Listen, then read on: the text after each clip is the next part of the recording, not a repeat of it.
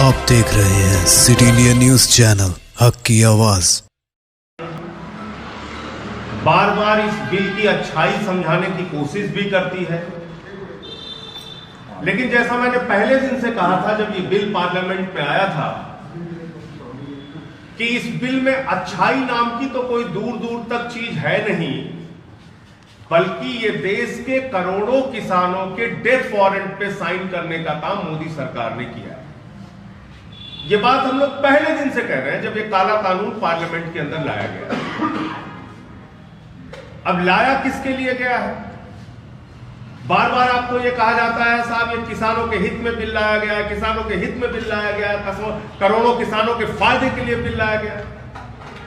पहली बात तो भैया, देश के किस किसान संगठन ने आपको ये कहा था कि ये फायदे वाला बिल लेके आइए, हमारा फायदा कीजिए? आपने आपदा में अवसर तलाशा, चोरी चुपके चोर दरवाजे से यह बिल पास किया गया जब पूरे देश में लॉकडाउन लगा हुआ था, जिस वक्त दुनिया की सबसे बड़ी महामारी हिंदुस्तान में आई हुई थी और कोरोना के संकट से देश जूझ रहा था। प्रधानमंत्री जी ने आपदा में अवसर तलाशा और 5 जून को पार्लियामेंट में चर्चा कराए बगैर, पार्लियामेंट में बिल लाए बगैर अध्यादेश के जरिए यह बिल पास किया गया। ये तीनों काला कानून संसद में चर्चा किए बगैर अध्यादेश के जरिए पारित किया गया 5 जून। और आज मैं आपके सामने खुलासा करना चाहता हूं, जो आपसे बार बार कहा जाता है ये करोड़ों किसानों के हित में बिल लाया गया है, दरअसल ये बिल अडानी और अंबानी के हित में लाया गया है। 2 मालिक हैं मोदी सरकार के, एक अडानी और दूसरे अंबानी। उन्हीं के इशारे पर, उन्हीं के कहने पर, उन्हीं के फायदे के लिए बिल लाया गया। ये 5 कंपनियां हैं। 2017-18 में लगभग 2.5 साल पहले इन 5 कंपनियों के लिए लगभग 100 एकड़ जमीन का लैंड यूज चेंज करने की एप्लीकेशन दी गई, यानी भूमि परिवर्तन का उपयोग संबंधी एक एप्लीकेशन दिया गया कि भूमि के उपयोग को परिवर्तित किया जाए। हम इसको एग्रीकल्चर के लिए इस्तेमाल करना चाहते हैं, वहां पर भंडारण के लिए इस्तेमाल करना चाहते हैं, कोल्ड स्टोरेज बनाने के लिए इस्तेमाल करना चाहते हैं। ये इस 100 एकड़ जमीन के लिए एप्लीकेशन दी गई। किसके द्वारा? अडानी के द्वारा। किसको दिया गया? हरियाणा के मुख्यमंत्री, हरियाणा की सरकार खट्टर, मनोहर लाल खट्टर जी की सरकार ने 2.5 साल पहले इस एप्लीकेशन को रिजेक्ट कर दिया। यह सुनने में आपको बहुत अच्छा लग रहा होगा कि वारे कितनी साहस की सरकार है। इसने तो 100 एकड़ जमीन अडानी को देने से मना कर दिया, उसका लैंड यूज चेंज करने से मना कर दिया। लेकिन ऐसा नहीं हुआ। इन्होंने 7 मई 2020 को कहा, मालिक हम आपकी सेवा में मौजूद हैं, और 100 एकड़ जमीन का लैंड यूज चेंज कर दिया। यानी ये 100 एकड़ जमीन हरियाणा में अडानी जी को 7 मई 2020 को कोल्ड स्टोरेज बनाने के लिए, बड़े बड़े भंडारण बनाने के लिए दे दी गई। 7 मई 2020 को, ये तारीखें याद रखिएगा, 7 मई 2020 को। और फिर अचानक 28 दिन के बाद 5 जून 2020 को अध्यादेश के जरिए कैबिनेट ने असीमित भंडारण के काला कानून को मंजूरी दे दी। 5 जून 2020 को, 7 मई को 100 एकड़ जमीन को कोल्ड स्टोरेज बनाने की मंजूरी मिलती है अडानी को हरियाणा में, और 5 जून को असीमित भंडारण करने का कानून मोदी सरकार पास कर देती है। इसका मतलब साफ है, ये बिल देश के करोड़ों किसानों के लिए नहीं बल्कि अडानी के लिए बनाया गया है। यह अडानी के लिए बिल बनाया गया है, अंबानी के लिए बिल बनाया गया है। और बार बार मैं कह रहा हूं, एमएसपी की गारंटी नाम का तीनों कानून में कहीं कोई जिक्र नहीं। आप कहते हैं प्रधानमंत्री जी ने भाषण दे दिया, आप मान लीजिए। अरे भाई, प्रधानमंत्री जी ने तो कहा था 2 करोड़ रोजगार देंगे, बाद में कह दिया जुमला था। प्रधानमंत्री जी ने कहा था 15 लाख हर खाते में देंगे, बाद में कह दिया जुमला था। प्रधानमंत्री जी ने कह दिया जीएसटी से देश में दूसरी आजादी मिल जाएगी, और आज राज्यों का शेयर नहीं दे पा रहे हैं। प्रधानमंत्री जी ने कहा था नोटबंदी से देश की तकदीर बदल जाएगी, देश की अर्थव्यवस्था बर्बाद हो गई। Make in India, startup India, दुनिया भर का कैसा कैसा इंडिया बनाने की बात प्रधानमंत्री जी ने अपने भाषणों में की, लेकिन भाषण से एमएसपी नहीं मिलती, कानून से एमएसपी मिलती। और बड़ी अजीब सरकार है। असीमित भंडारण किसान नहीं मांग रहा, कॉन्ट्रैक्ट खेती किसान नहीं मांग रहा, उसको कानून में लाएंगे। एमएसपी किसान मांग रहा है, उसको कानून में नहीं लाएंगे, क्योंकि इनकी न्यूनतम समर्थन मूल्य देने की नीयत नहीं है। और किसान कैसे आपकी बात पर यकीन कर ले? 15 लाख खाते में देना छोड़ दीजिए, 2 करोड़ नौकरी देना छोड़ दीजिए, काला धन लाने की बात छोड़ दीजिए, किनारे कर दीजिए उन जुमलों को। लेकिन किसान से जो वादा आपने किया था उसकी आय 2 गुना करने की, वो वादा कहां है? किसान से जो आपने वादा किया था कि हम स्वामीनाथन आयोग की रिपोर्ट लागू करेंगे, यानी C2 + 50% फसल का लागत मूल्य, उसके ऊपर 50% मुनाफा, वो कहां है? आपने वो भी नहीं पूरा किया, तो कैसे किसान आपके ऊपर भरोसा कर ले? दूसरा, आपने कॉन्ट्रैक्ट खेती का प्रावधान करके किसान को उसके ही खेत में गुलाम बना दिया और कह दिया अब न्यायालय जाने का अधिकार आपके पास नहीं। आंदोलन चलता है तो आप कह रहे हो हाँ साहब उसको हम चेंज कर देंगे। ये क्या मजाक है देश के किसानों के साथ? और असीमित भंडारण की छूट देना, ये तो आपने देश में महंगाई को और जमाखोरी को और कालाबाजारी को वैधता प्रदान कर दी, उसको लीगलाइज कर दिया। और देश के किसानों को आप ये समझाने की कोशिश कर रहे हैं ये आपके खिलाफ कानून नहीं है, ये असीमित भंडारण का कानून तो इस देश के हर नागरिक के खिलाफ है। सस्ते में गेहूं, सस्ते में चावल, सस्ते में दाल, सस्ते में मक्का, सस्ते में फल, सस्ते में सब्जियां किसानों से खरीदी जाएंगी। उसका असीमित भंडारण अडानी के द्वारा ऐसे बड़े बड़े स्टोरेज में हरियाणा से लेके पूरे देश में किया जाएगा, और जब बाजार में उसी सामान की कमी हो जाएगी तो महंगे दामों पर बेचा जाएगा।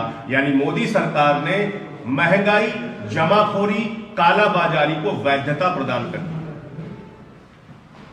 और आप कहते हैं ये किसान के खिलाफ नहीं है? ये तो हर नागरिक के खिलाफ है।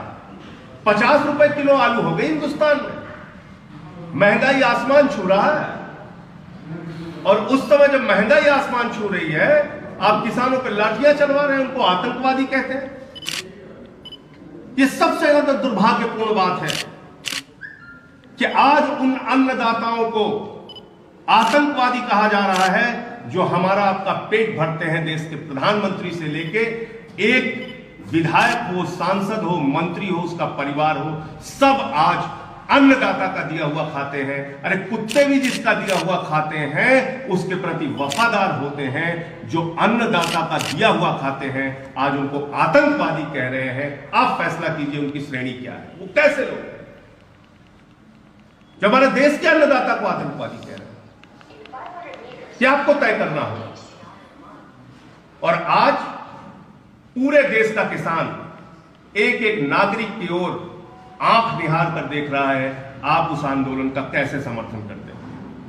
इसलिए आम आदमी पार्टी ने फैसला किया, और दिल्ली के मुख्यमंत्री ने, आपको मालूम होगा, 9 स्टेडियम को ये लोग जेल बनाना चाहते थे, जेल बनाने नहीं दिया। उसके बाद से केजरीवाल को हाउस अरेस्ट कर लिया।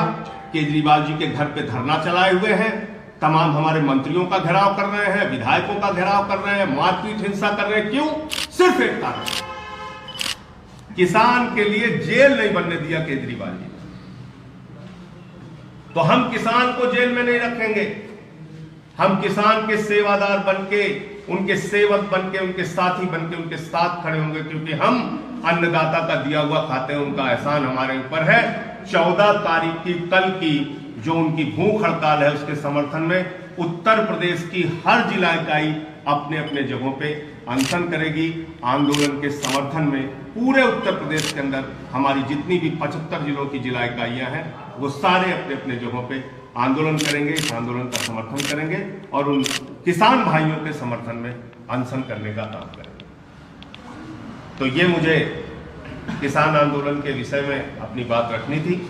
आप लोगों का कोई प्रश्न हो तो आप संजय जी, किसानों के साथ मिलकर के आप प्रदर्शन करेंगे, अलग अपन के करेंगे? देखिए, किसान संगठनों का सीधा तौर पे कहना है कि कोई भी राजनीतिक दल हमारे आंदोलन में झंडा, बैनर, टोपी लेके ना आए तो हम उस मर्यादा का पालन करेंगे और जहां संभव होगा उनके साथ हम शामिल भी होंगे और अपने स्तर पे भी हम उनके आंदोलन का समर्थन करेंगे। हरियाणा के जो आपने आंकड़े दिए, ये किसी और प्रदेश में भी है सर? मैं जानकारी हासिल कर रहा हूं, कुछ जगहों पे और कागज आने वाले हैं जहां पर कि बड़े बड़े वेयर हाउसेस बनाने के लिए, बड़े बड़े गोडाउन, बड़े बड़े कोल्ड स्टोरेज बनाने के लिए जमीनें पहले से ही अधिग्रहित की गई हैं इन लोगों के द्वारा, अडानी और अंबानी के द्वारा। यानी जमीनों का अधिग्रहण पहले से हो रहा है और कानून उसी के मुताबिक बन रहा है। तो आप समझ सकते हैं कि दाल में कुछ काला नहीं है, पूरी की पूरी दाल काली है, पूरी की पूरी दाल काली है।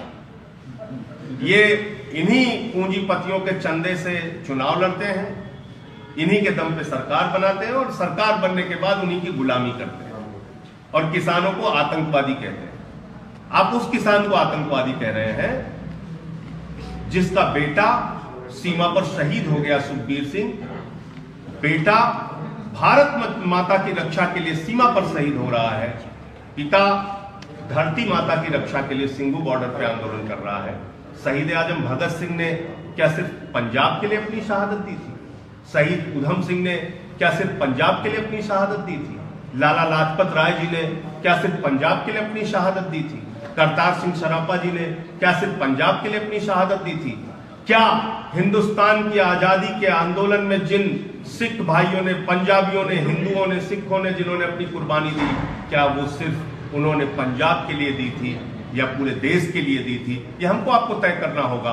आजादी के बाद भी अभी चीन के साथ जो युद्ध की परिस्थितियां सीमा पर बनी, उसमें भी 4 जवान, हमारे 20 जवान जो शहीद हुए, 4 जवान पंजाब के थे। और क्योंकि आज इस आंदोलन में पगड़ी वाले दिख रहे हैं, सिख दिख रहे हैं, इसलिए आप उनको आतंकवादी कह रहे हैं, खालिस्तानी कह रहे हैं। ये किस प्रकार की सरकार है और क्या साबित करना चाहते हैं? हर चीज में आप लोग बस तुरंत किसी चीज को आतंकवादी, देशद्रोही, खालिस्तानी, पता नहीं क्या क्या। नौजवान आंदोलन करे तो वो टुकड़े टुकड़े गैंग है, बुद्धिजीवी आंदोलन करे तो अर्बन नक्सल है, किसान आंदोलन करे तो आतंकवादी है। और कौन से लोग देशभक्त हैं? मैं तो कह रहा हूं आरएसएस और बीजेपी 10 नाम आप बता दीजिए, आप आजादी के आंदोलन में जिन्होंने अपनी शहादत दी हो, 10 नाम गिनवा के दिखाइए। 52 साल तक जिन लोगों ने अपने नागपुर के मुख्यालय पे तिरंगा झंडा नहीं फहराया, जिन्होंने ताबूत घोटाला किया शहीदों के ताबूत में, जिन्होंने पीडीपी जो अफजल गुरु को शहीद मानती है उसके साथ समझौता किया सरकार बनाने के लिए, जो बगैर बुलाए पाकिस्तान में नवाज शरीफ के बर्थडे का केक काटने चले जाते हैं हमारे प्रधानमंत्री, वो दूसरों को कह रहे हैं वो पाकिस्तान से मिले हुए हैं, चीन से मिले हुए हैं, आतंकवादी हैं, देशद्रोही हैं, पता नहीं क्या क्या बोलते रहते हैं। तो ये बहुत ही दुखद बात है और ये हमारे देश के अन्नदाताओं का, किसानों का घोर अपमान है, जिसको हम लोग कभी बर्दाश्त नहीं करेंगे। और इसलिए हम पूरी तरह से, हमारे मुख्यमंत्री जी ने भी कहा है, हम पूरी तरीके से इस आंदोलन के साथ हैं। हमसे जुड़े रहने के लिए YouTube पर सब्सक्राइब करें, Facebook पर फॉलो करें और Instagram पर फॉलो करें और आप देखते रहिए सिटी इंडिया न्यूज़, हक़ की आवाज़।